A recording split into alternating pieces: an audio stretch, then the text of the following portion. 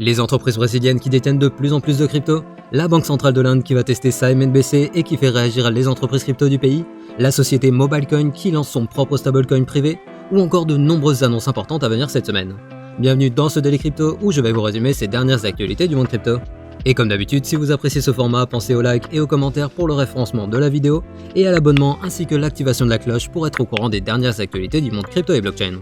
Et finalement, je vous invite à venir me suivre sur mon Twitter et je vous rappelle que vous pouvez retrouver mon contenu en version ultra condensée sur mon TikTok et mon Instagram que vous retrouvez dans la description. Mais avant de parler des actualités du jour, commençons avec l'état du marché en ce lundi, avec un marché crypto qui est majoritairement dans le rouge sur les dernières 24 heures, alors que Bitcoin est toujours coincé dans la zone des 19 000 $. Et la crypto qui surperforme aujourd'hui le marché est le HT de la plateforme Huobi avec un plus 20%. Mais passons sans plus attendre aux actualités de ce lundi 10 octobre 2022.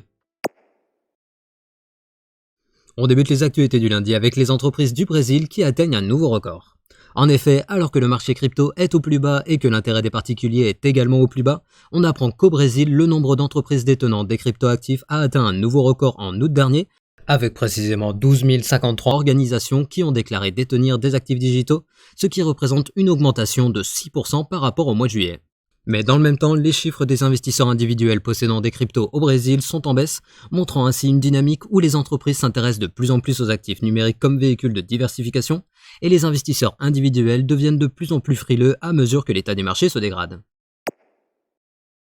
Pendant ce temps, en Inde, on a la banque centrale du pays qui a dévoilé qu'elle allait prochainement lancer une phase de test de sa MNBC, le e-Rupee, qui devrait avoir la particularité d'avoir deux formes, c'est-à-dire qu'il y aura un e-Rupee qui sera dédié aux particuliers pour le paiement de détail, et un autre qui sera dédié aux banques pour les grosses transactions. Et ils ont estimé que leur MNBC devrait être un complément à l'argent papier, et qu'elle pourrait être une alternative aux crypto-monnaies qui, selon eux, pourraient avoir des conséquences négatives sur l'économie du pays. Ce à quoi les sociétés crypto du pays ont réagi en déclarant que la vision de la banque centrale sur les cryptos était totalement dépassée et que comparer les MNBC aux monnaies fiduciaires était comme comparer une pomme à une orange car les cryptos sont des tokens et les MNBC sont des monnaies digitales.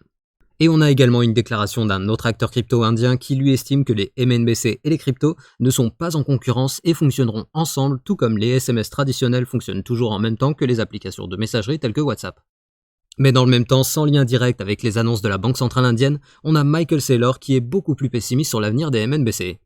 En effet, le Bitcoin maximaliste et ancien dirigeant de MicroStrategy a déclaré que Bitcoin était supérieur à toutes les monnaies digitales telles que les MNBC en raison de sa rareté et de son système de Proof of Work qui fait que le BTC est basé sur une consommation d'énergie et de temps des mineurs, ce qui rend l'actif plus tangible qu'une MNBC créée à partir de rien, qui selon lui finiront toutes par disparaître alors que Bitcoin restera. Et je précise qu'il n'a guère été plus aimable envers les autres cryptos de l'écosystème actuel, car d'après lui, les altcoins ne sont pas rares et ne réclament pas une importante consommation d'énergie et de temps. Bref, au final, pour le moment, il est impossible de savoir si les cryptos et ou Bitcoin prendront le dessus sur les MNBC ou vice-versa, ou si même les deux formes de paiement seront complémentaires, de la même manière que les mails sont aujourd'hui complémentaires au service postal physique. Et bien qu'il faut reconnaître qu'à l'heure actuelle, Bitcoin est l'actif le plus prometteur de par sa décentralisation et son système de sécurisation du réseau par l'incitation financière, il faudra attendre quelques années et observer les réglementations qui se mettront en place pour savoir quel sera l'avenir de la monnaie dans les décennies à venir. En parlant de développement du futur de la monnaie, on a la société MobileCoin qui vient de lancer son propre stablecoin, sobrement appelé le Electronic Dollars, dont le ticker est le IUSD. Et en gros, ce stablecoin qui est totalement garanti par d'autres stablecoins tels que l'USDC, le TUSD ou l'USDP a la particularité d'être un stablecoin anonyme car chaque transaction est cryptée en utilisant le Zero Knowledge Proof, c'est-à-dire que seuls l'émetteur et le receveur de la transaction peuvent voir les données associées à ce transfert. De plus, les fonds garantissant ce stablecoin ont la particularité d'être totalement transparents car ils sont visibles de n'importe qui sur la blockchain et pour ajouter de la transparence, ils ont créé un système d'audit automatisé qui permet de vérifier en temps réel que chaque stablecoin émis a bien $1 correspondant dans les réserves de la société. Et pour ce qui est de la gouvernance du projet, elle est totalement centralisée sur la MobileCoin Foundation qui va élire par la suite des gouverneurs qui seront chargés d'émettre et de brûler les USD.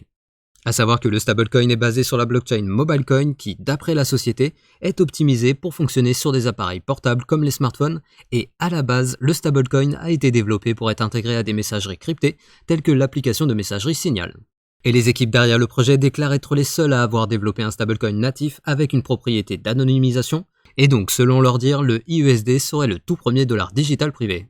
Et bien que le projet soit extrêmement intéressant et peut-être très utile pour la protection des données personnelles telles que les transactions réalisées en ligne, et qu'ils vont mettre en place des dispositions pour se conformer aux lois contre le blanchiment d'argent, quand on sait qu'à l'heure actuelle l'anonymat n'a pas vraiment la cote auprès des régulateurs et que les grandes places d'échange font tout ce qu'il faut pour satisfaire ces mêmes régulateurs, le développement de l'IUSD de MobileCoin va sûrement être très compliqué. Mais bien sûr, je vais suivre le développement de ce stablecoin prometteur et je vous en reparlera quand on aura plus d'informations liées à ce projet.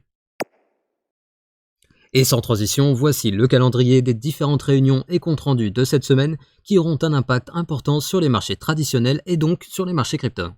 Tout d'abord, aujourd'hui on a la réunion annuelle du FMI et de la Banque mondiale qui débute à Washington, dont les conclusions sur les différents sujets actuels tels que l'inflation ou le conflit en Ukraine seront scrutées par les marchés. Et pour le moment, tout ce que l'on sait, c'est que la Banque mondiale, au travers de son économiste en chef, est plutôt pessimiste sur la situation économique globale et estime qu'elle pourrait s'empirer si les gouvernements ne parviennent pas à trouver un équilibre entre une réduction de l'inflation et une promotion de la croissance. Et de plus, la consommation énergétique de Bitcoin et des autres cryptos pourrait être un des sujets sur lesquels les deux institutions pourraient échanger.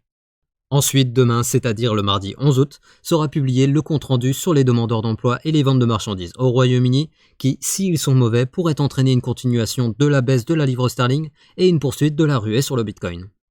Ensuite, ce mercredi 12 octobre sera rendu public le compte-rendu du Comité fédéral du marché ouvert de la Fed, qui est d'une importance majeure sur la politique monétaire du pays, car les conclusions du comité vont déterminer, entre autres, les objectifs de prêt entre les banques commerciales, ce qui est un signal important sur le sentiment de la Fed vis-à-vis de la santé économique du pays, ce qui pourrait au final impacter négativement le marché si la réserve fédérale se montrait négative. Ensuite, ce jeudi 13 octobre, aux États-Unis, sera publié le chiffre de l'indice des prix à la consommation, le fameux CPI, qui, je vous le rappelle, est un outil pour évaluer l'inflation aux États-Unis et qui, le mois dernier, était de 8,3%, soit un peu plus que ce qu'attendaient les marchés, ce qui avait ainsi entraîné une nouvelle correction sur les marchés traditionnels, et donc la crainte est que si ces chiffres ne montrent pas un début de baisse de l'inflation, on pourrait à nouveau corriger sur les marchés traditionnels et crypto. Et finalement, ce vendredi 14 octobre, on a plusieurs pays comme la Chine, la France ou l'Espagne qui vont suivre les USA en publiant leurs propres chiffres sur l'inflation, qui, par le passé, ont montré un impact moins important sur les marchés que les chiffres des USA, mais qui pourraient quand même entraîner un intérêt pour des valeurs refuges alternatives s'ils montraient une augmentation globale de l'inflation. Bref, vous l'avez compris, cette semaine va être décisive pour la direction des marchés traditionnels et crypto sur le court et moyen terme. Et quand on observe le graphique de Bitcoin, on voit également que cette semaine va être déterminante, car comme vous pouvez le voir à l'écran, on a la bougie de cette semaine qui s'est ouverte pour la première fois au-dessus de la ligne de tendance baissière qui est en place depuis novembre 2021, mais par contre l'ouverture de cette bougie se fait toujours sous l'ancien ATH de 2017. Parlons maintenant d'un hacker qui a de la suite dans les idées. Si vous pensiez avoir tout vu au niveau des techniques de vol dans le secteur des cryptos, je vous présente le hacker qui a été baptisé Water Labu, qui ne s'attaque pas directement à des portefeuilles innocents, car il préfère plutôt détecter des sites malveillants de hackers qui pratiquent une classique attaque de phishing, et une fois qu'il a repéré sa proie, il y insère son propre code malveillant, et donc lorsqu'une personne vient se connecter avec son wallet sur ce site malveillant, la victime va perdre l'intégralité des fonds sur son wallet qui seront automatiquement transférés à l'attaquant secondaire, qui se sert ainsi des hackers comme de simples intermédiaires pour dérober des fonds. Et il semblerait que Water Labu n'a pas chômé ces derniers temps, car il aurait compromis pas moins de 40 sites web malveillants et aurait amassé un minimum d'environ 316 000 $ qu'il aurait blanchi via Tornado Cash. Bref, je vous rappelle que l'écosystème regorge toujours de nombreux pièges, et comme d'habitude, je vous invite à toujours faire très attention quand vous connectez votre wallet sur des sites que vous ne connaissez pas, et surtout je vous rappelle de ne jamais avoir l'ensemble de vos fonds sur un seul wallet. Et on finit les actualités du lundi avec le flash du jour. Tout d'abord, on a Dapper Labs, la plateforme spécialisée dans le gaming blockchain et les NFT, qui a annoncé qu'elle avait été contrainte de geler les comptes de ses clients russes suite aux nouvelles sanctions économiques imposées par l'Union européenne la semaine dernière. Ensuite, on apprend que le coût du minage de Bitcoin pourrait prochainement augmenter en Norvège, alors que le ministre des Finances du pays a émis la proposition de supprimer progressivement les taux réduits sur les taxes sur l'électricité des centres de données, qui a été mise en place en 2016 et qui jusque-là profitait aux mineurs implantés en Norvège, qui constituent 0,77% du hash rate mondial. Et finalement, après que Circle ait banni les adresses liées à l'affaire Tornado Cash et que Binance ait annoncé la conversion des USDC en BUSD, le stablecoin de Circle n'est pas en grande forme, car il enregistre une perte de 10 milliards de dollars de sa capitalisation sur les 3 derniers mois. Ainsi se termine le Daily Crypto du lundi. Je vous invite à venir me suivre sur mon Twitter que vous trouverez dans la description, et je vous rappelle que vous pouvez retrouver mon contenu en version ultra condensée sur mon TikTok et mon Instagram que vous retrouvez également dans la description. Et comme d'habitude, pensez au like pour le référencement de la vidéo et à l'abonnement ainsi que l'activation de la cloche pour être notifié dès que je sors une nouvelle vidéo. Et je vous dis à demain pour un nouveau Daily Crypto.